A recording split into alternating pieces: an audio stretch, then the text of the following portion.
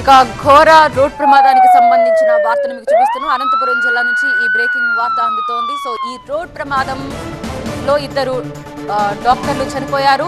జాతీయ రహదారిపై ఒక కారు చెట్టుని ఢీకొట్టడంతో ముగ్గురు వ్యక్తులు చనిపోతే అందులో ఇద్దరు డాక్టర్లు, ఒక డ్రైవర్గా మనకు తెలుస్తోంది. బళ్ళారి ఆసుపత్రికి గాయపడిన ఇంకొక వ్యక్తిని తరలించారు. సో మృతుల్లో గోవిందరాజులు, యోగేష్ డాక్టర్లు కాగా వెంకటనాయుడిని డ్రైవర్గా గుర్తించారు. బలంగా ఢీకొట్టడంతో చెట్టు విరిగిపోయింది. కారు ముందు భాగం నుజ్జునుజ్జైపోయింది.